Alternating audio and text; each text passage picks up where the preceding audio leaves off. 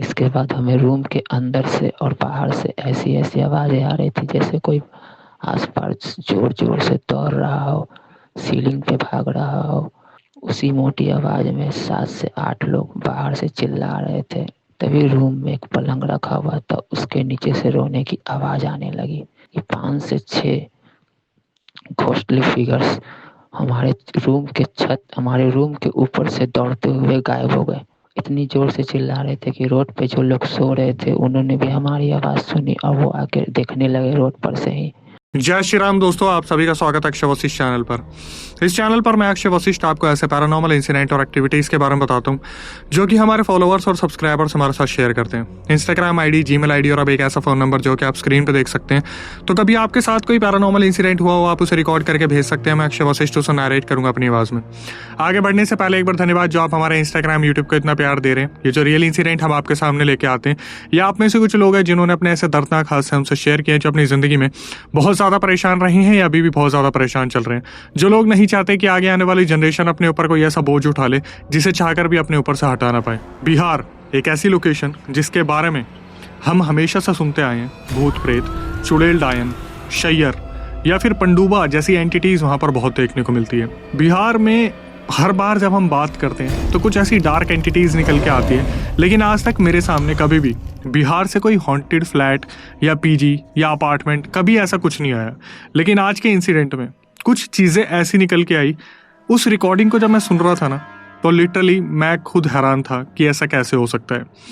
हो सकता है कि अब तक का सबसे दर्दनाक इंसिडेंट हो, सबसे खौफनाक इंसिडेंट हो। तो आज कुर्सी की पेटी को थोड़ा सा टाइट बांधिएगा, क्योंकि आज के रियल इंसिडेंट में आपको कुछ ऐसी चीज़ें सुनने को मिलेंगी जो शायद आप सुन के आखिरी में सोचेंगे कि आज का इंसिडेंट मैंने दिन में क्यों नहीं सुना। ये पूरा रियल इंसिडेंट हमें शेयर किया किशोर ने। किशोर जो कि पटना बिहार के रहने वाले हैं। इन्होंने बताया कि अक्षय भाई 2023 में ये पूरा इंसिडेंट हुआ, और हुआ भी किसके साथ? इनके दोस्त के साथ। दोस्त की पूरी फैमिली इस तरीके से पोजेस हुई, इस तरीके से परेशान हुई कि आखिरी में जब आप सुनेंगे तो एक चीज़ तो आप ठान लेंगे कि बिना किसी से पूछे ताछे मुझे कोई काम नहीं करना। लेकिन मैं शुरू में ही सस्पेंस को ख़त्म नहीं करूँगा, तो चलिए स्टार्ट करते हैं। आगे बढ़ने से पहले इन्होंने अपने दोस्तों के बारे में बताया। किशोर ने बताया कि अक्षय भाई मेरा सबसे करीबी दोस्त है अविनाश, ऋतिक और एक दोस्त जिसका नाम है सत्या। सत्या की फैमिली 4 साल पहले क्रिश्चियन धर्म में कन्वर्ट हो गई थी और वो लोग क्रिश्चियनिटी को बहुत ज़्यादा मानते थे। भूत प्रेतों की जब भी इन 4 दोस्तों में बात होती थी, तब हमेशा जो हमारे सब्सक्राइबर है किशोर और उनके जो दोस्त है ऋतिक, वो हमेशा इन सब चीज़ों का मजाक बनाया करते थे, ये बोल के कि यार भूत प्रेत नहीं होते। इन लोगों की जो परवरिश थी वो भी एक साथ ही हुई थी। स्कूल के बाद जो कॉलेज था वो भी इन्होंने एक साथ किया। कॉलेज ऑन गोइंग स्टूडेंट्स हैं ये। अब इन्होंने बताया कि अक्षय भाई मेरे परिवार में सब कुछ ठीक है।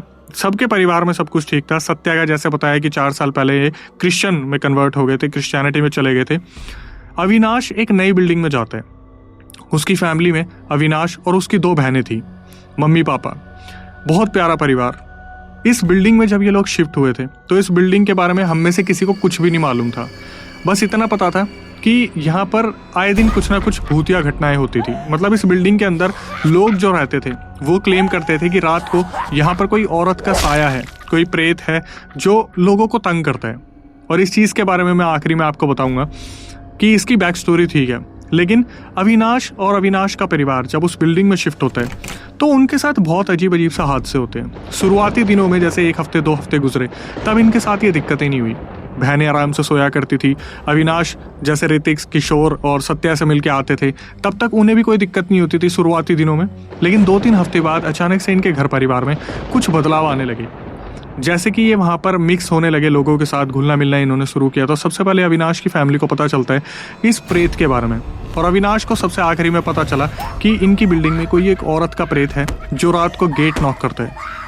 शुरुआती दिनों में जैसे कि मैंने बताया कि कुछ नहीं हुआ था, लेकिन 2-3 हफ्ते बाद इनके साथ भी वही हुआ, गेट नॉक होना स्टार्ट हुआ। तो कहा जाता है उस बिल्डिंग में जब भी इस तरीके की हरकत हो तो आपको गेट नहीं खोलना चाहिए। तो अविनाश की मम्मी को इस बारे में कोई आइडिया नहीं था। उन्हें लगा शायद कोई पड़ोसी आया होगा, तंग होगा, परेशान होगा। उन्होंने क्या करा, गेट खोल दिया। अब वो जो प्रेत औरत थी शायद इनके घर में आ चुकी थी। इन्हें इस बारे में कोई आइडिया नहीं था। लेकिन जैसे कि किशोर ने बताया कि अक्षय भाई अविनाश बताता था कि उस दिन के बाद इनके घर में अजीब सी हरकतें होना शुरू हो गई। रात को बर्तन अपने आप गिर जाते थे, सबसे मेन चीज़ कि बेड के नीचे से रोने की आवाज़ आती थी। घर परिवार में सब तंग हो गए थे। अगले 1-2 दिन इनके घर परिवार में इस बारे में बात हुई अविनाश के कि इनके कमरे में हो क्या रहा है। मतलब 1 BHK इन्होंने लिया था और उस 1 BHK में हमेशा ऐसा होता था कि आप कितनी भी लाइट जला लो, लेकिन जब आप कोने में नज़र मारोगे तो हमेशा आपको अंधेरा दिखेगा। ऐसा लगेगा जैसे दीवारें वहाँ की आपको काटने को दौड़ रही हैं। तो इस बारे में जब अविनाश को पता चला तो अविनाश ने ये चीज़ ऋतिक को बताई, सत्या को बताई और फिर किशोर तक ये बात पहुँचनी थी। इन सब चीज़ों के बाद क्या हुआ, जो दोस्त थे उन्होंने इस चीज़ को हवा नहीं दिया, ये सोच के यार पागल ऐसा थोड़ी ना होता है, मतलब भूत प्रेत क्या ही होते हैं। और इन सब चीज़ों में किशोर ने बताया कि अक्षय भाई मानोगे आपकी मैं और ऋतिक इन सब चीज़ों पे बिल्कुल बिलीव नहीं करते। मतलब जब हम कभी रात में बैठते भी थे ना ड्रिंक करने के लिए या स्मोक करने के लिए, तो हम मजाक बनाया करते थे। कभी कब्रिस्तान के आसपास, शमशान के आसपास हम घूमे भी हैं। और जैसे सत्या क्रिश्चियनिटी में है तो वो बहुत ज़्यादा बाइबल पढ़ता है और प्रेयर करता है। कभी ऐसा होता भी था कि हम कहीं से निकलते थे और सत्या इस तरीके से रिएक्ट करता था क्रिश्चियनिटी में होने की वजह से, वो बाइबल में प्रेयर्स वगैरह पढ़ता था, तो हम उसका भी मजाक बना देते थे। इन सब चीज़ों में अविनाश काफ़ी घबराने लगा था। कुछ दिन और बीतने के बाद अविनाश के चेहरे पर डर झलकने लगा था। इस दौरान क्या हुआ, अविनाश के जो परिवार वाले थे वो इतना ज़्यादा घबराने लगे थे, उन्हें पता चल गया था कि घर में कोई तो ऐसी चीज़ है जो अब परेशान करने लगी है। अविनाश की मम्मी ने क्या किया, गाँव से एक पंडित जी को बुलाया। पंडित जी आए और पंडित जी ने ये साफ साफ बता दिया घर में घुसते ही कि इस घर में किसी प्रेतनी का साया है, कोई ऐसी चुड़ैल, कोई ऐसी डायन जिसने यहाँ पर बहुत कोहराम मचाया है। अभी जिस तरीके से आप सुन रहे हैं ना, आपको लगेगा कि ऐसा क्या ही होगा, लेकिन जब इसकी बैक स्टोरी आपको सुनने में मिलेगी आपकी रूह कांप जाएगी। वो जो पंडित जी थे उन्होंने बताना शुरू करा कि भाई इस घर में रहना बिल्कुल भी सेफ नहीं है, और इस घर में ही क्या, इस बिल्डिंग में जो भी रहेगा उसके साथ कोई ना कोई गड़बड़ होती रहेगी। अविनाश की मम्मी को जब ये चीज़ पता चली तो उन्होंने दूसरों से पूछना शुरू किया। तो बगल वाली औरतों ने बताया कि ऐसा बहुत बार हुआ है कि रात को जैसे हमारे अपनों की ही आवाज़ आती है, गेट पे नॉक होता है, लेकिन हम समझ जाते हैं कि जब भी 12 से 3 के बीच में नॉक हो तो नहीं गेट खोलना। अविनाश की मम्मी उनसे लड़ी, उनसे बहस की औरतों से कि आपने मुझे पहले क्यों नहीं बताया। तो बिल्डिंग की बदनामी ना हो, एरिया की बदनामी ना हो, इसलिए उन औरतों ने, उन आदमियों ने पूरे परिवार को इस बारे में कोई भी वहाँ पर सूचना नहीं दी थी। अविनाश की मम्मी को इस बारे में पता चल गया था, और जो पंडित जी थे, गुरुजी थे, उन्होंने ये कहा था कि अगर इस घर में रहोगे तो पक्का किसी एक जने की तो मौत होगी। मौत होने से अच्छा है कि आप लोग कुछ दिनों के लिए, कम से कम 10 दिनों के लिए इस घर को छोड़ के चले जाओ। अब हुआ क्या, परिवार वालों ने अविनाश को बताया इस बारे में कि इस घर में दिक्कत है। अविनाश को ये चीज़ समझाई गई कि तुम भी रिलेटिव्स के घर पे चलो, हमें 10 दिन तक वहाँ पे रहना है, पंडित जी अपनी तरीके से क्रिया करेंगे, हमारे घर को वो ठीक कर देंगे। अच्छा एक चीज़, ये लोग रेंट पे रह रहे थे, अभी तक इन्होंने इस ज़मीन को खरीदा नहीं था, तो इतनी ज़्यादा टेंशन नहीं थी, बस ये था कि रेंट पे करना है। अविनाश इस जिद पे अड़ गए कि मेरे एग्जाम्स आने वाले हैं, मैं अपने दोस्तों के घर पर रह लूँगा, 2-2 दिन भी रहूँगा तो कोई दिक्कत नहीं होगी। अविनाश को काफ़ी समझाया गया, उन्हें बताया गया कि इस घर में जो प्रेतनी रहती है या फिर इस बिल्डिंग में जो प्रेतनी है वो कोई आम प्रेतनी नहीं है, बहुत सारा कोहराम मचाया है उसने। जैसे कि पंडित जी ने एक एक चीज़ बताई थी, उसी तरीके से अविनाश को सारी चीज़ें समझाई गई। लेकिन अविनाश ने फिर भी इस चीज़ की जिद ठान ली कि मैं अपने दोस्तों के घर पे रह लूँगा, और दोस्तों से लगे हाथ फ़ोन पे बात भी कर ली कि यार मम्मी पापा वहाँ जा रहे हैं, और रीज़न जो है वो ये है कि यहाँ पर कोई भूत प्रेत है। हमें लगता है, महसूस होता है कि यार लेकिन ये तो चूहे बिल्ली भी तो कर सकते हैं। मतलब अविनाश एक तरीके से डर भी रहा था, और उनके दिमाग में ये चीज़ आ रही थी कि यार ये चीज़ें होती हैं नहीं होती हैं मुझे नहीं मालूम। तो अविनाश को लगा कि मैं अपनी पढ़ाई में बिल्कुल भी स्ट्रगल नहीं आने दूंगा। ये चीज़ सुनते ही अविनाश के घर वालों को जब लगा कि ठीक है अब ये इस घर पे नहीं रहेगा, 10-12 दिन तक जब तक पंडित जी क्रिया करने वाले, अविनाश का पूरा परिवार अपना सारा सामान बांध के रिलेटिव्स के घर पे चला जाता है। यहाँ से आता है वो दर्दनाक मोड़। अविनाश, ऋतिक, किशोर और सत्या, इन चारों को आज़ादी मिली हुई थी, अविनाश को तो खासकर। अब ये लोग आपस में एक साथ रहने के लिए बार बार नाइट आउट किया करते थे। जैसे ही अविनाश के घर वाले कुछ 8-10 दिन के लिए चले गए तो इन्होंने क्या करा, मौज मस्ती के लिए बहाने लगाने शुरू कर दिए। किशोर ने बोल दिया कि मैं अविनाश के घर जा रहा हूँ, अविनाश ने बोल दिया कि मैं किसी और के घर जा रहा हूँ। ऐसे करते करते इन्होंने ये करना शुरू कर दिया कि ये रोज़ लगभग नाइट आउट प्लान करते थे, और दिन ऐसे बीतते थे। 7वां 8वां दिन होगा, ये लोग एक पार्क में बैठे हुए थे, वहाँ पर ये लोग ड्रिंक कर रहे थे, और ड्रिंक करते करते अचानक से जो किशोर थे उनको कुछ एक होता है ना कि आपके दिमाग में आती है कि ये चीज़ क्लियर करूँ, ये चीज़ है क्या, मैं समझना चाहता हूँ। तो किशोर ने पूछना शुरू करा कि यार एक बात बता अविनाश, तुझे सही में लगता है कि तेरे घर में भूत प्रेत का साया है, कोई प्रेतनी रहती है? अविनाश ने बहुत डरते हुए कहा, भाई मैंने उस चीज़ को महसूस किया है, कभी कभी मुझे लगता है कि यार शायद चूहा बिल्ली लेकिन जिस तरीके से बहनें बताती कि यार नाखून के निशान, बाल खींचना, कपड़े खींचना, इतना सब कुछ होता है, तो फिर यार ये मजाक तो नहीं होगा। और फिर पंडित जी ने बताया कि यार कोई प्रेतनी है। बिल्डिंग वाले भी इस बारे में बात करते हैं, लेकिन उन्होंने कभी ना गेट नहीं खोला। मेरी मम्मी ने जाती वहाँ पे गेट खोल दिया। ऋतिक और किशोर ने इस बात का मजाक बना दिया। प्रॉब्लम यही होती है जब आप दोस्तों में बैठते हो तो इन सब चीज़ों का मजाक बन जाता है। अब यहाँ पर सत्या जो थे वो भी ड्रिंक कर रहे थे, बट उनको क्रिश्चियनिटी पे बहुत ज़्यादा बिलीव था। उन्हें ये था कि अगर कभी हम इन सब चीज़ों में पढ़ेंगे तो मैं बाइबल पढ़ के या प्रेयर पढ़ के तुम्हें बचा लूंगा। तो किशोर ने बताया कि अक्षय भाई, यहाँ पर हम चारों का प्लान बना कि क्यों ना एक रात हम अविनाश के घर पे रुकें। और अविनाश के दिमाग में भी यही चल रहा था कि हाँ भाई, रुक के देखते हैं ना, मैं पंडित जी को गलत प्रूव करूंगा, क्योंकि ज़रूरी नहीं है कि भूत प्रेत का साया है, क्या पता कोई टेक्निकल फॉल्ट हो। अविनाश, ऋतिक, सत्या और किशोर इस चीज़ को अंजाम देने के लिए तैयार थे। चारों ने काफ़ी ड्रिंक कर रखी थी और ये सीधा पहले तो अविनाश के घर पे नहीं गए। एक चाबी अविनाश के पास भी थी और अविनाश ने अपने घर वालों से ये कह के चाबी ली थी कि मैं दिन में जाऊंगा, रात को कभी नहीं जाऊंगा। 10:30 बजे तक इनकी ड्रिंक खत्म हो गई थी। 1-1.5 घंटा ये पार्क में रुके रहे। फिर घर में फ़ोन करके बता दिया कि हम शादी अटेंड करने जा रहे हैं। घर वालों को लगा ठीक है, होगी शादी। ये लोग बहुत समझदार थे। किशोर ने अपने घर पे बोल दिया सारा फंक्शन अटेंड करके आएंगे तो हम सुबह आएंगे। इन्होंने भी अपने घर पे सबको बता दिया। हालांकि अविनाश के घर वालों ने नहीं पूछा, क्योंकि अविनाश ने पहले ही बता रखा था कि आज मैं किशोर के या ऋतिक के या सत्या के घर पे रुकने वाला हूँ। इन्होंने अपने कदम बढ़ाए। 12 बजने के बाद ये सीधा उस बिल्डिंग में घुसे। बिल्डिंग में घुसते के साथ ही जो चीज़ सबसे पहले अविनाश ने ऑब्जर्व की और किशोर को बताई कि भाई हम शायद सही नहीं कर रहे और मुझे ऐसा लग रहा है कि ना आसपास के लोग हमें देख रहे हैं। मतलब जिस तरीके से किशोर ने बताया कि अक्षय भाई, उस बिल्डिंग के आसपास और भी लोग रहते थे। कुछ लोग थे जैसे वो घर के सामने सोते हैं खाट लगा के, कुछ लोग छत पे सोते हैं। तो बहुत लोगों की नज़र एक दूसरे के घर पे रहती है जब उन्हें नींद नहीं आती। और रात के 12 बजे ज़रूरी नहीं है कि हर कोई सोए। तो उस टाइम पे पड़ोसी देखने लग रहे थे कि ये चारों क्या करने जा रहे हैं। ये लोग जाते हैं कमरे में, ना जाके सबसे पहले तो ये छत पे चले जाते हैं। हालांकि इन्होंने ड्रिंक बहुत कर रखी थी और जैसे ही इन्होंने सिगरेट पीनी स्टार्ट की, वो सिगरेट इन्हें हिट कर गई। मतलब नशा दुगना हो गया। अविनाश के कमरे में गए और वहाँ से इन्होंने गद्दे वगैरह उठाए और ये छत पे लेटने के लिए चले गए। जब छत पे लेटने के लिए गए तो वहाँ पर अप्रॉक्सीमेटली 12:30 पौने 1 हो गए थे। और छत पे लेटने के लिए जब ये वहाँ पर गद्दे बिछा रहे थे, तभी अविनाश अचानक से बोलते हैं कि भाई तुम्हें दिख रहा है, मुझे ऐसा लग रहा है कि जैसे हमारे आगे पीछे कोई है। अब यहाँ पर फिर दोबारा जो किशोर और ऋतिक था उन्होंने मजाक बनाना शुरू कर दिया। ये लोग छत पे सोने के लिए लेटे और कुछ टाइम बाद ही अचानक से अविनाश, किशोर, सत्या और ऋतिक को किसी औरत के चिल्लाने की आवाज़ आई। एक ऐसी चिल्लाने की आवाज़ जिसे सुन के कोई भी इंसान बुरी तरीके से डर जाए। आवाज़ के सुनते ही तीनों चारों एकदम से उठे और सामने नज़र पड़ी तो जो टंकी थी, टंकी के ऊपर एक औरत नग्न अवस्था में वहाँ पर बैठी हुई थी। वो दिखने में इतनी डरावनी थी भाई, इतनी डरावनी थी कि हम उठने की कोशिश कर रहे हैं पर अपने गद्दों पे बस हम पीछे हो पा रहे हैं, हम पैरों पे संभल नहीं पा रहे। अविनाश ने उसी टाइम बता दिया, यही है वो जिसकी मैं बात कर रहा था। इस टाइम पर चारों लड़के बुरी तरीके से डरे हुए थे। ये इतने में सोचते कि हमारे आगे पीछे हो क्या रहा है, इनको पत्थर लगने शुरू हो गए।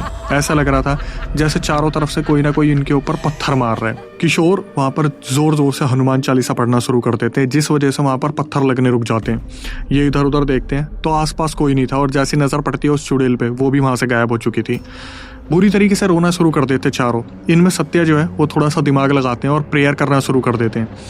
यहाँ पर किशोर ने बस ये सोचा था कि चलो कोई तो एक इंसान है जो हमें बचाने की कोशिश कर रहा है। इतने में जो चीज़ हुई, किशोर ने बताया कि अक्षय भाई, कहीं से एक पत्थर उड़ता हुआ आया, सत्या के सर पे लगा और सत्या वहीं बेहोश हो गया।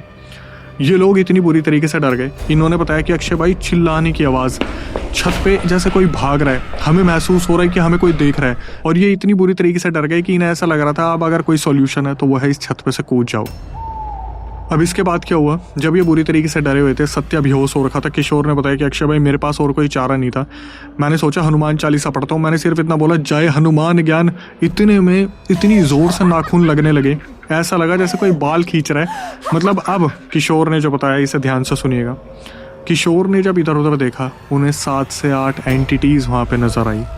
इन्होंने बताया कि अक्षय भाई, दुनिया पूछती होगी ना आपसे कि भूत कैसे दिखते हैं, आज मैं आपको बताता हूँ। जैसे पानी हवा में लहराता है ना, ऐसे जैसे कोई गुब्बारा ऐसे मचल रहा हो, इस तरीके से गोश्तली फिगर मैंने 7 से 8 वहाँ पर देखी। और वो बस हमारे ऊपर हंस रहे थे, वहाँ पर चिल्ला रहे थे और हम कुछ भी करने की कोशिश करते, वहाँ पर नाखून लगने स्टार्ट हो गए। फिर भी किशोर ने क्या किया, अपनी हार नहीं मानी। वहाँ पर हनुमान चालीसा पढ़नी शुरू करी तो ऐसा हो रहा है जैसे वो दिख रहे हैं गायब हो रहे हैं, दिख रहे गायब हो रहे हैं, दिख रहे गायब हो रहे हैं। इन्होंने क्या किया, सत्या को उठाना स्टार्ट किया। सत्या को उठाने के लिए इन्होंने जो आसपास पानी पड़ा था वो पानी मारा जो रात को ये पीने के लिए लेके बैठे थे। सत्या उठे और फटाफट से वहाँ पर, जैसे उनको भी पता नहीं ऐसा क्या दिखा, उन्होंने प्रेयर करनी स्टार्ट कर दी। वहाँ पर से ये लोग उठे और भागने की कोशिश करते हैं। जहाँ पर कितनी बार ये गिरे हैं, इन्हें महसूस हुआ कि छत पे वो एंटिटीज़, जो भूत प्रेत जो भी हैं, वो चीज़ें इनके पीछे भाग रही हैं। अब ये पीछे देख रहे हैं तो एक पल को लगेगी कोई है, फिर एकदम से पीछे देख रहे हैं तो गायब। ये सीधा भाग के आए और अविनाश का कमरा खोला और उसके अंदर घुस गए। जब ये लोग कमरे में पहुँचे तो जैसे सबने एक कोना पकड़ लिया था। ये सारे आपस में बैठे हुए थे और इनकी नज़र पड़ती अविनाश पे। अविनाश, जो लड़का अभी तक बिल्कुल शांत था, जो इन्हीं के साथ इन्हीं के जैसी एक्टिविटीज़ कर रहा था। किशोर ने बताया कि अक्षय भाई, अविनाश हो गया पोजेस। उसकी हरकतें इतनी डरावनी हो गई अचानक से, मुझे मरना है, मुझे मरना है, मुझे मरना है, मुझे फंदा लगाना है। ये लोग देखते हैं और अविनाश खड़ा होता है और अचानक से वहाँ पर एक टेबल खिसका के एक दुपट्टा फेंकता है और अपने आप को खींचने की कोशिश करता है फंदा बना के। ऋतिक, किशोर और सत्या उठते हैं और फटाफट से इसे खींचते हैं नीचे। वहाँ पर जो सत्या थे वो फिर दोबारा प्रेयर करना स्टार्ट करते हैं। इतने में क्या होता है, अविनाश बार बार यही, मर जाओ तुम भी, वो नहीं छोड़ेगी, अब हमें नहीं छोड़ेगी, हम मौत के मुंह में आ गए। वो आ गई, वो आ गए, वो सारे लोग यही हैं। तभी वहाँ पर किशोर इधर उधर नजर घुमाते हैं और वहाँ पर हनुमान चालीसा रखी हुई थी। किशोर ने क्या करा, उस किताब को उठा के अविनाश के सर पे इतनी जोर से लगाया और जय हनुमान, जय हनुमान, जय हनुमान बोलना शुरू करा। तब जाके वहाँ पे जो अविनाश थे वो शांत हुए। जैसे ही अविनाश के ऊपर से हनुमान चालीसा को साइड रखा गया, अविनाश बस 2 मिनट ऐसे करके फिर दोबारा उठते और ऋतिक की तरफ झपट्टा मारते हैं। मेरे साथ मरने चल, चल मरने, वो आ गई है, तुझे भी लेके जाएगी, मुझे भी लेके जाएगी, चल। ये लोग एक तरफ ऋतिक को और अविनाश को छुड़वा रहे हैं और दूसरी तरफ गेट पे बार बार नॉक हो रहा है, बार बार नॉक हो रहा है। ऐसा लग रहा है जैसे पता नहीं कितने सारे लोग नॉक कर रहे हैं, बार बार नॉक कर रहे हैं। इधर क्या हुआ, अविनाश ने हनुमान चालीसा उठाई और गेट पे लगाई। कभी इनके ऊपर लगा रहे ऋतिक और अविनाश के ऊपर, कभी गेट पे लगा रहे, वहाँ पे सारी चीज़ थम गई। फिर इतनी खतरनाक चीज़ हुई। किशोर ने बताया, अक्षय भाई, हमारे बगल में एक चारपाई थी, उसके नीचे से रोने की आवाज़ आई। किशोर ने बताया, अक्षय भाई, हमारी रूह कांप गई। चारों लड़के, पता नहीं अविनाश कैसे होश में आए, लेकिन चारों लड़के जैसे रगड़ते रगड़ते पीछे दीवार तक गए, बुरी तरीके से रोने लग रहे हैं। जैसे ये लोग दीवार के पास पहुँचे, किशोर को, अविनाश को, ऋतिक को और साथ में सत्या को ऐसा लगा जैसे किसी ने कंधे पे एक बारी में चारों के हाथ रखा है। ये सीधा उठ के भागते हैं, गेट खोलते हैं, भागना शुरू करते हैं बुरी तरीके से चिल्ला के। और उस चिल्लाने की आवाज़ बिल्डिंग में इस तरीके से गूंजती है कि सब समझ गए थे कि आज फिर दोबारा कोई शिकार हुआ है। इस टाइम पे ऐसा हो रहा था कि हम छत से भागे नीचे जाने के लिए और नीचे से दोबारा छत पे आ गए। वहाँ पे जाने के बाद हमें ये समझ नहीं आ रहा कि हम करें क्या। उस टाइम पे क्या हुआ, चारों को ऐसा महसूस हुआ जैसे पता नहीं मधुमक्खी इनके सर पे किसी ने छोड़ दिया और एकदम से डंक लगने शुरू हो गए। चारों अपने आप को संभालने की कोशिश कर रहे हैं, बस यही बोल रहे हैं, भाई बचो, प्लीज़ बचाओ, प्लीज़ बचो, कैसे न कैसे बचो, बचाओ, भागो यहाँ से। जब ये चारों ऊपर पहुंचे, इतने में क्या हुआ, बिल्डिंग के जो लोग थे वो भागते भागते छत पे आए और छत पे जैसे आने के बाद एकदम से सारी चीज़ें थम गई। किशोर ने देखा ये अभी तक जो हो रहा था ये क्या था। इतने में क्या हुआ, अविनाश का पैर पड़ा एक पत्थर पे और अविनाश सीधा जाके गिरा मुंह के बल गिरते ही वो वहाँ पर बेहोश हो गया। उसका होठ फटा या सर फटा ये तो नहीं पता था, लेकिन वहाँ पे जितने भी लोग आए वो लगभग इनको पीटने वाले थे। सबको पता था कि यहाँ पे ये चीज़ हो रही है और अविनाश का घर इस चीज़ का उतारा करवा रहा है, इलाज करवा रहा है, तो क्यों ये सारी चीज़ें की। अविनाश को नीचे ले जाया गया। नीचे ले जाने के बाद जैसे इतना शोर मचा बिल्डिंग में, जैसे लगा लोगों को हाहाकार मची है, तो पुलिस वालों को बुलाया गया। तो पुलिस वाले वहाँ पर आए, उन्होंने तहकीकात की और तहकीकात करने के बाद उन्हें वहाँ पर कुछ नहीं मिला। जिस तरीके से लोग बता रहे थे कि भूत प्रेत हैं, ये है वो है, हमें ऐसा दिखा वैसा दिखा, पुलिस वालों ने इनकी एक भी बात पर भरोसा नहीं किया। इनको गाड़ी में बैठाया और गाड़ी में बैठा के सीधा पुलिस स्टेशन ले गए।